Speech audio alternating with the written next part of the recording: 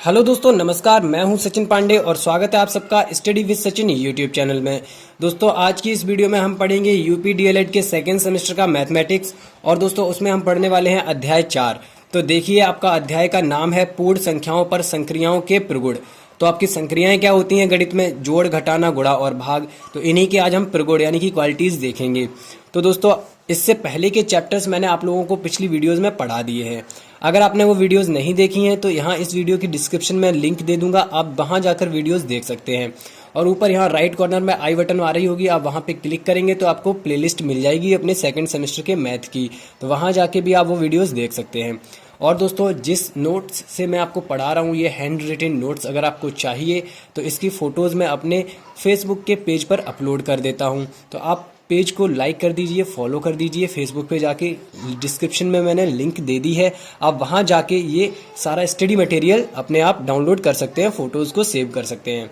तो चलिए दोस्तों, अगर आपको ये वीडियो पसंद आती है तो वीडियो को लाइक करना, अपने अधिक से अधिक साथियों के साथ इसको शेयर कर देना। और दोस्तों, अगर आपने हमारे चैनल को सब्सक्राइब नहीं किया है तो प्लीज़ चैनल को सब्सक्राइब कर लेना। तो चलिए शुरू करते हैं हमारा आज का वीडियो। Let's start.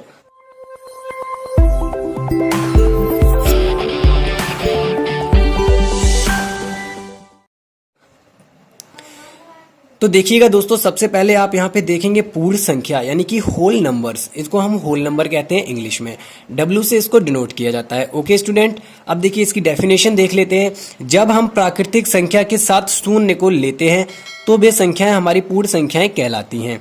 जैसे 0, 1, 2, 3, 4, 5 ये आपकी पूर्ण संख्याएं हैं। देख लीजिए, देखिए ये नेचुरल नंबर, n मतलब होता है प्राकृतिक संख्याएं। तो ये आपकी प्राकृतिक संख्याएं लिखी हुई हैं। अगर इनके साथ हम 0 को और ले लें आगे तो ये आपकी हो जाएंगी पूर्ण संख्याएं यानी कि आपका होल नंबर्स। W से इसको डिनोट किया जाता है, प्रदर्शित किया जाता है। ओके स्टूडेंट्स, आगे देखिए हमारा यहाँ पे एक इम्पॉर्टेंट पॉइंट लिखा हुआ है कि 0 सबसे छोटी पूर्ण संख्या है। आप यहाँ देख रहे हैं 0 से स्टार्ट हो रही है पूर्ण संख्याएं, तो 0 ही हमारी सबसे छोटी पूर्ण संख्या है। अब देखिए दोस्तों, एक दो बिंदु ये वाले हम पढ़ लेते हैं। पूर्ववर्ती संख्या को -1 करके निकालते हैं यानी कि 1 घटा के, और परवर्ती संख्या यानी कि उत्तरवर्ती संख्या को हम 1 जोड़कर +1 करके ज्ञात करते हैं। ठीक है, जैसे यहाँ पे एक एग्जाम्पल मैंने आपके लिए समझाने के लिए यहाँ पे लिया है 5 की पूर्ववर्ती संख्या। तो पूर्ववर्ती संख्या को -1 यानी 1 को घटा के निकालते हैं, तो 5 में से 1 घटा देंगे, क्या आएगी निकल के? 4। ठीक है ना। उसके बाद देखिए दोस्तों, 5 की परवर्ती संख्या या उत्तरवर्ती संख्या इसी को हम बोलते हैं, अनुवर्ती भी इसी को बोलते हैं।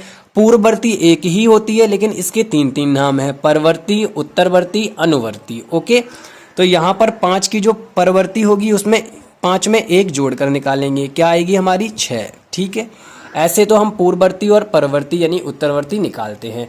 ठीक है दोस्तों, अब यहाँ पे हम अगला पॉइंट समझेंगे।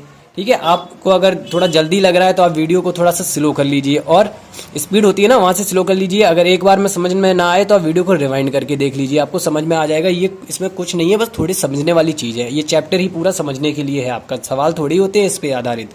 सवाल में इनका हम प्रयोग करते हैं, ये प्रगुण को हम देखेंगे इसमें आगे। अब देखिए, एक और समझने के लिए यहाँ पर हेडिंग लिखी है क्रमागत पूर्ण संख्याएं। तो क्रमागत पूर्ण संख्याएं क्या होती हैं? तो देखिए दोस्तों, यहाँ मैं आपको लिख के बताऊंगा। जैसे पहला पॉइंट हमने लिख लिया, देखिए हमने लिखा 15, 16, 17, 18। तो ऐसी संख्याएं जो एकदम क्रम से होती हैं, ठीक है, इनमें 1-1 का डिफरेंस आ रहा है, क्रम से लिखी हुई है 15, 16, 17, 18, तो इनको हम कहते हैं क्रमागत संख्याएं। ठीक है, ये आपकी कैसे भी हो सकती है। ठीक है, यहाँ पे कहीं से भी स्टार्ट हो सकती है।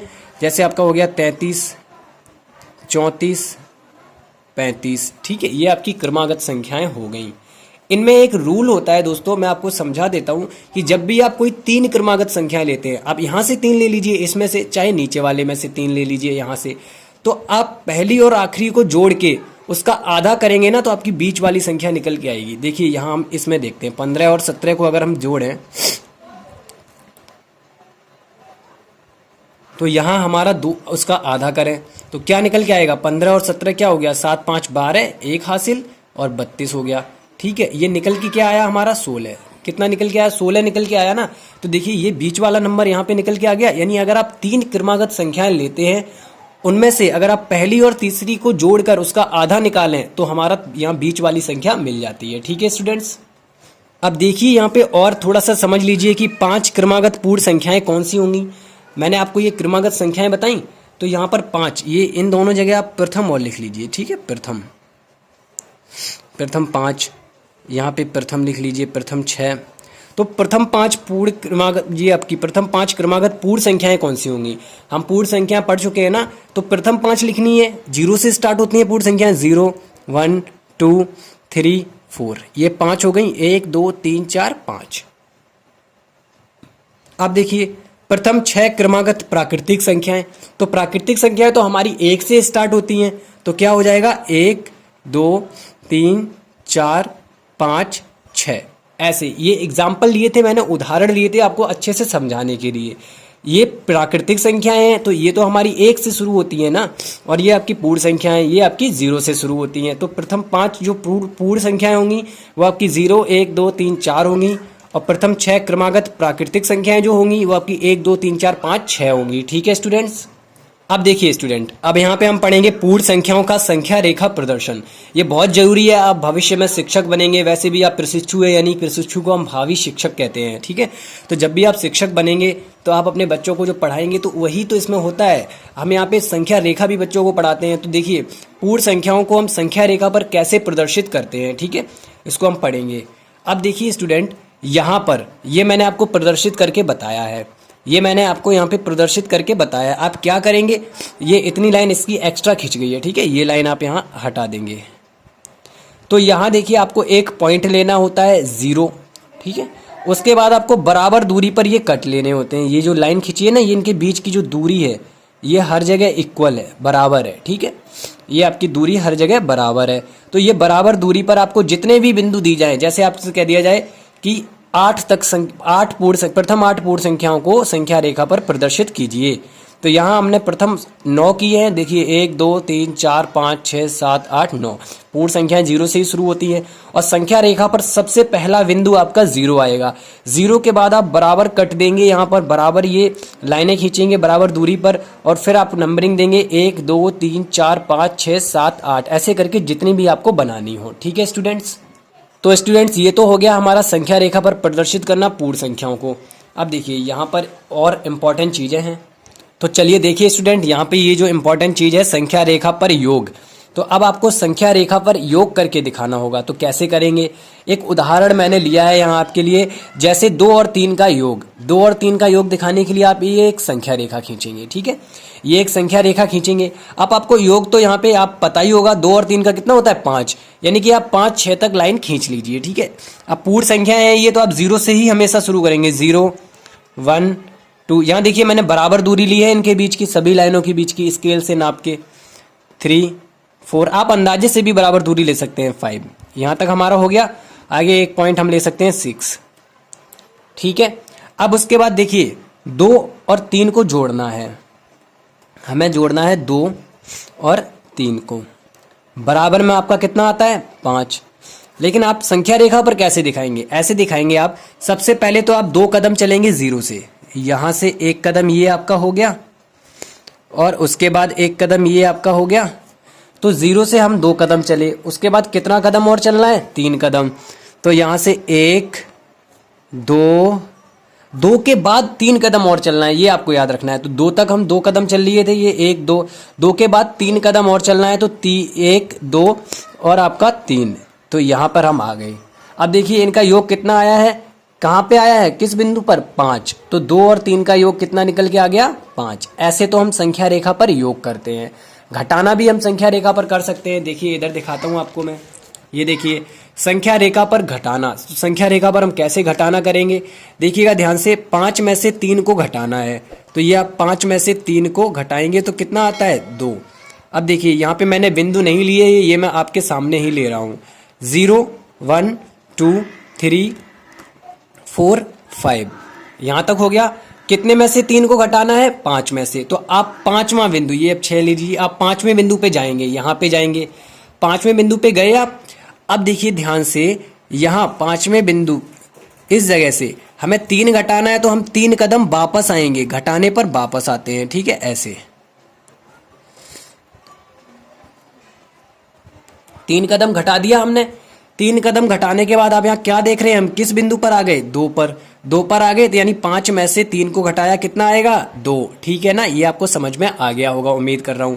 तो ऐसे ही हम घटाना ये करते हैं संख्या रेखा पर। और दोस्तों एक चीज आपको बता दूं कि संख्या रेखा पर प्रत्येक संख्या होती है वो अपनी उल्टे हाथ की यानी बाएं ओर की संख्या से, जैसे ये 4 है तो इसके बाएं ओर कितना है, 3 है, तो बाएं ओर संख्या से बड़ी होती है। ठीक है, कैसी होती है, बड़ी होती है। अब आगे करेंगे, देखिए गुणा करेंगे हम। अब देखिए दोस्तों यहाँ पर हम संख्या रेखा पर गुणा करेंगे। ठीक है, गुणा करने वाले हैं। तो गुणा करने के लिए क्या आपको करना पड़ेगा, देखिए बड़ा ही सिंपल है। यहाँ हमें 2 और 5 का गुणा करना है। कितने कितने का गुणा करना है, 2 और 5 का। ये हमने संख्या रेखा ली है। आप हर बार क्या करेंगे, 0 से ही शुरू करेंगे। ठीक, हम पूर्ण संख्याओं का चैप्टर पढ़ रहे हैं, इसलिए आपको याद रखना है पूर्ण संख्याएं 0 से ही स्टार्ट होती हैं। तो देखिए यहाँ बराबर दूरी के साथ मैंने यहाँ पे लाइनें खींच ली हैं, कट बना लिए हैं। तो ये आपका हो गया 1 2 3 4। संख्या रेखा मैंने पहले से ही बना के रखी है ताकि थोड़ा सा टाइम बच जाए हमारा, है ना। 6 7 8 9 10 11, इतना हो गया दोस्तों। अब देखिए बड़ा ही सरल है, हमें क्या करना है, जब गुणा करते हैं ना तो ये क्या लिखा है, 2 गुणा, ये हमें यहाँ पे उत्तर निकालना है कितना आएगा। तो देखिए दोस्तों आपको क्या करना है, 2 2 का बिंदु जो है वो 5 बार कंप्लीट करना है। ऐसे देखिए ध्यान से, ये 2 2 है ना, जैसे हम क्या कहते हैं, ये 1 और 2, ऐसे 2, ये एक बार हो गया, कितनी बार कंप्लीट करना है, 5 बार। 2 फिर से 2, 3 बार हो गया हमारा, फिर से 2, 4 बार हो गया, फिर से 2, कितनी बार हो गया दोस्तों, 5 बार। बहुत ही सिंपल है। ये यहाँ पे 2 में गुणा करना था तो हम 2 2 के बिंदु कितनी बार ले रहे हैं, 5 बार। ये 5 से गुणा करना है, इसमें 2 में 5 से गुणा करना है। तो 2 2 बिंदुओं को हम 5 कदम चल रहे हैं यहाँ पर। तो देखिए आराम से गिनेंगे हम, यहाँ पे कहाँ तक आ रहा है हमारा, यहाँ तक आ रहा है ना हमारा, 10 तक। 10 वाले बिंदु तक हम पहुंच गए हैं। तो इनका गुणा कितना आएगा, 10। और आपको पता ही है 2 गुणा 5 कितना होता है, 10, है ना। सरल, बहुत ही सिंपल है। आप ऐसे अपने स्टूडेंट्स को समझा सकते हैं आगे जब आप शिक्षक बनेंगे तब। अब चलिए स्टूडेंट, यहाँ पे हमारा जो है इस चैप्टर का मुख्य जो सार है वो शुरू होने वाला है। यहाँ पर देखते हैं अब हम पूर्ण संख्याओं पर योग के प्रगुण। प्रगुण को हम कहते हैं क्वालिटीज। ठीक है, गुण ही बोलते हैं उसको, एक ही बात है। संबरक प्रगुण आपका क्या होता है, ये लिखा है ना संबरक प्रगुण। तो इसको हम कैसे डिफाइन करेंगे, कैसे समझेंगे, तो मैं आपको बता रहा हूं, आप ध्यान से सुनते जाइएगा, समझते जाइएगा। संबरक प्रगुण क्या होता है कि जब भी हम 2 पूर्ण संख्याओं को, जैसे हमने लिया 2 धन 4, जब भी हम, ये पूर्ण संख्याओं का चैप्टर है तो आप पूर्ण संख्याएं से यहाँ पे समझने वाले हैं। तो जब भी हम 2 पूर्ण संख्याओं को लेंगे, यहाँ पे ये भी पूर्ण संख्या है और आपकी ये भी पूर्ण संख्या है, 4 और 2 दोनों पूर्ण संख्याएं हैं। तो इनका योग जो है, योग पर प्रगुण पढ़ रहे हैं, तो 2 पूर्ण संख्याओं का योग सदैव पूर्ण संख्या ही होता है। 6 भी एक आपकी क्या है, पूर्ण संख्या। तो 2 पूर्ण संख्याओं का योग सदैव पूर्ण संख्या होता है। ये हमारा संवरक प्रगुण कहलाता है। ठीक है, ये इसी के अंतर्गत आपका आएगा। अगला देखिएगा यहाँ पर क्रम विनिमय प्रगुण। आपने ये पहले पढ़े होंगे, मैं फिर भी आपको यहाँ पे और अच्छे से समझा रहा हूँ एक बार। क्रम विनिमय जी आपका जो होता है, इसमें क्या होता है, जैसे यही नंबर ले लेते हैं हम, 2 धन 4 बराबर कितना आएगा, 6। अगर हम इसके क्रम बदल दें, क्रम बदल के जोड़ें, यानी 4 धन 2 करें, तो भी कितना आएगा हमारा, 6।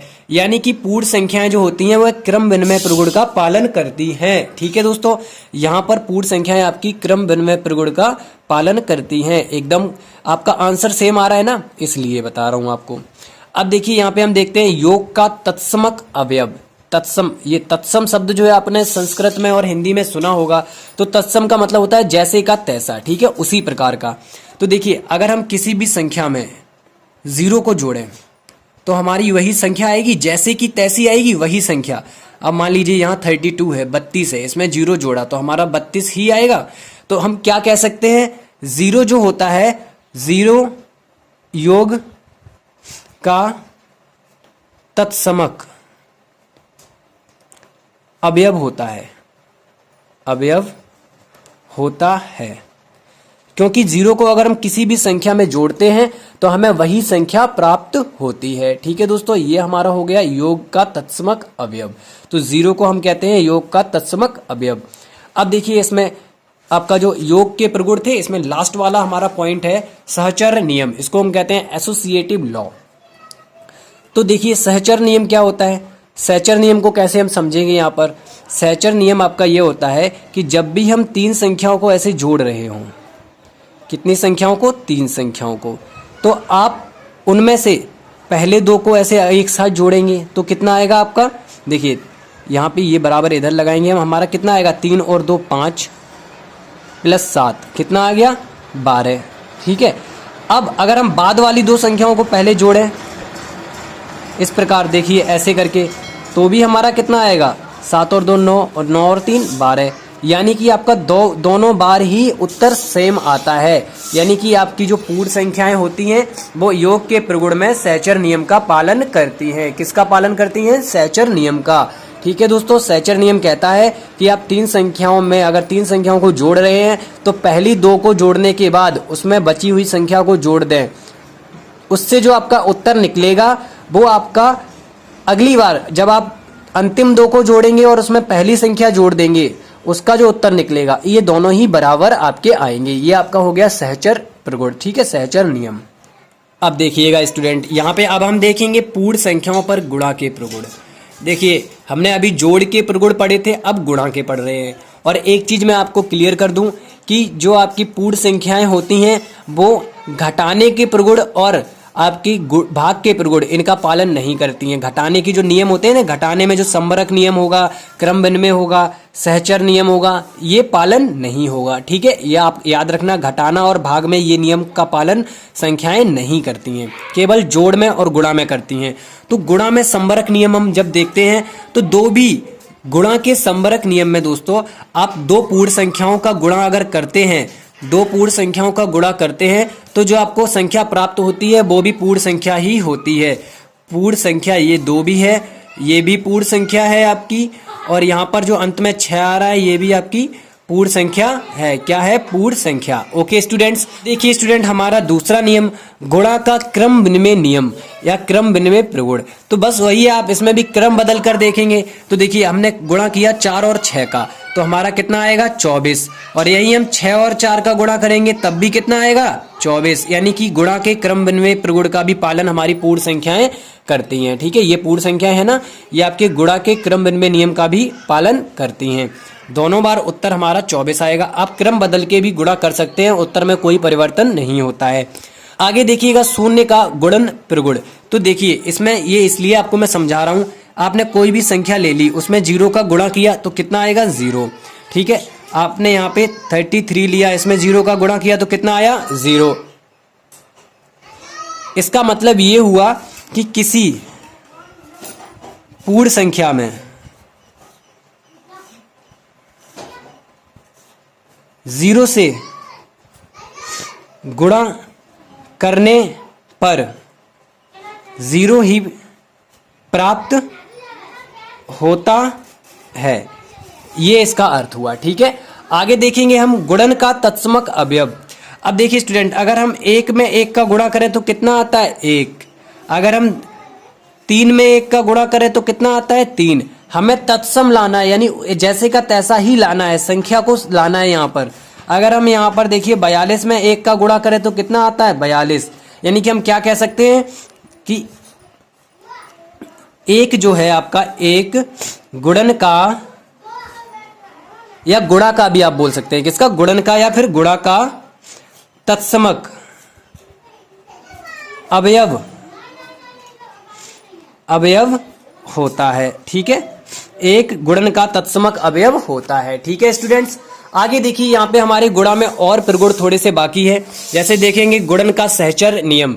तो सहचर नियम क्या कहता है कि आप अगर दो संख्याओं का पहले गुणा करें और फिर उसमें तीसरी संख्या का गुणा कर दें, जैसे इन दोनों का हम पहले गुणा करें तो हमारा क्या हो जाएगा? 6 दूनी 12 गुणा 3 12 तिया 36। अब देखिए हम यहाँ पे अगर हम अंत में अंतिम दो संख्याओं का पहले गुणा कर लें तो हमारा क्या आएगा? 3 दूनी 6 6 छीन कितना हो गया? 36। यानी कि गुणन में भी सहचर नियम का पालन होता है। ठीक है स्टूडेंट, ये क्लियर हुआ आपको? अब चलिए देखिए यहाँ गुणन संक्रिया का योग पर वितरण नियम। अब हम देखेंगे गुणन संक्रिया का योग पर वितरण नियम। जैसे 6 में हम क्या ऐसे गुणा करें, दो संख्याओं का योग लें यहाँ पर, तो ये जो वितरण नियम होता है इनके अनुसार आपका देखिए यहाँ पे उत्तर कितना आएगा? 3 और 2 5 6 30।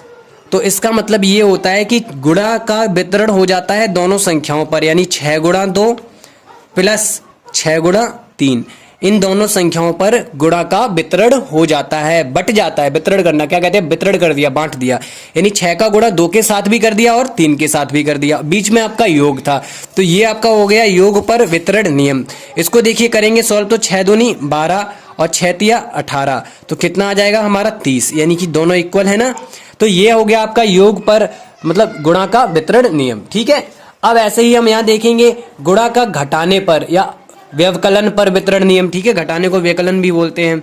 तो यहाँ देखिए ऐसे ही हम करते हैं 6 गुणा, इस बार हमने कर लिया 3 माइनस 2, तो कितना हो गया 3 में से 2 घटाया 1 बचा आपका, 1 गुणा 6 कितना हो गया 6।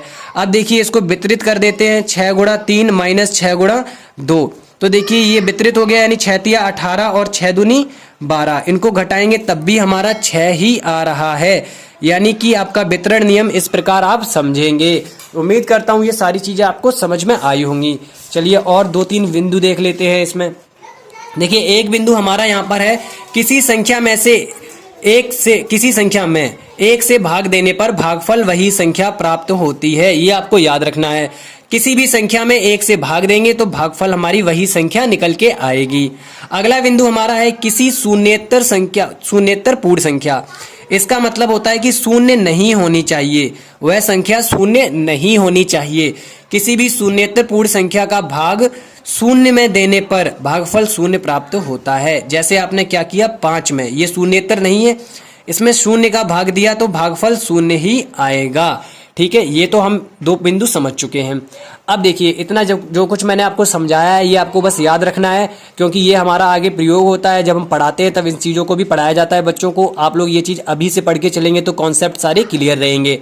कुछ क्वेश्चंस कर लेते हैं यहाँ पर। देखिए बड़े ही सरल क्वेश्चंस हैं। देखिए क्वेश्चन हमने लिए हैं प्रैक्टिस के लिए। यहाँ पर आपका पहला क्वेश्चन है संख्याओं 20, और फिर ये देखिए बड़ी बड़ी हमने जो कुछ संख्याएं ली हैं इनकी क्रमागत संख्याएं आपको लिखनी है।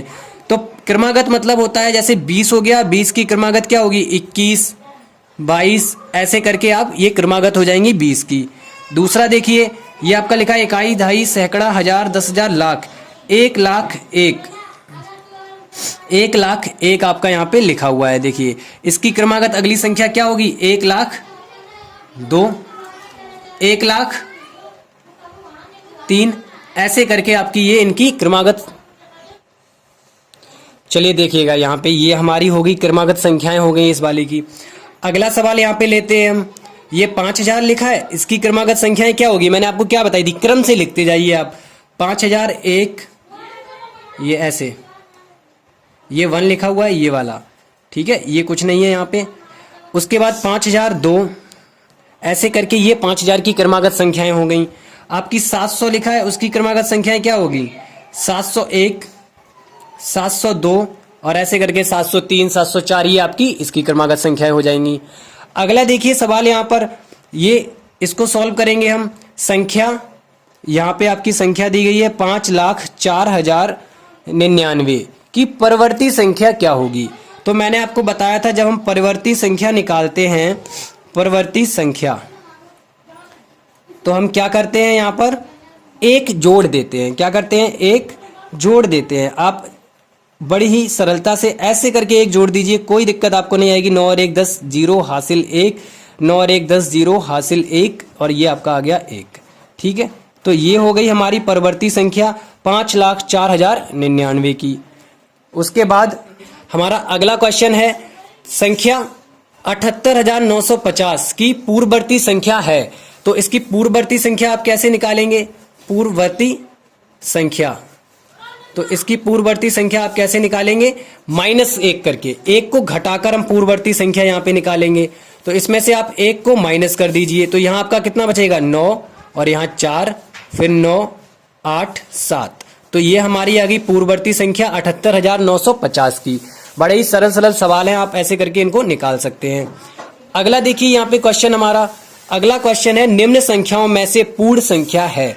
तो हमने पढ़ी है पूर्ण संख्याएं 0 से लेकर 0 1 2 3 4 5 ऐसे अनंत तक होती हैं। तो ये सारी ही हमारी पूर्ण संख्याएं होंगी। यहाँ ऑप्शन हमारा सभी अलग सही है। आगे देखेंगे इस क्वेश्चन को। इसमें देखिए दोस्तों क्या लिखा हुआ है कि योग का तत्समक अवयव है। हम पढ़ चुके हैं तत्समक अवयव यानी कि वह संख्या आप बताइए कि जिसको किसी में जोड़ दें तो वो जो जोड़ी जा रही है संख्या वही प्राप्त हो जाए। जैसे हमने किसी भी संख्या में सपोज कर लीजिए, यहाँ पे मान लीजिए कि हमने यहाँ पे 36 में कुछ जोड़ा तो हमें 36 ही प्राप्त हुआ, तो क्या जोड़ेंगे हम? तो हम इसमें जोड़ेंगे शून्य को, जीरो को। तो हमारा योग का जो तत्समक अवयव होता है वो शून्य होता है। ठीक है दोस्तों, यहाँ मैंने आपको कुछ क्वेश्चन भी करा दिए आप प्रैक्टिस के लिए। अब उम्मीद करता हूँ आपको ये वाला अध्याय एकदम अच्छे से समझ में आ गया होगा। अब आगे मिलेंगे अगले अध्याय के साथ। अगर आपको ये वाली वीडियो समझ में आई है तो आप इसको लाइक कर दें, शेयर कर दें अपने साथियों के साथ और हमारे चैनल को सब्सक्राइब कर लें। अब मिलते हैं अगली वीडियो के साथ, तब तक के लिए नमस्कार, धन्यवाद। ठीक है।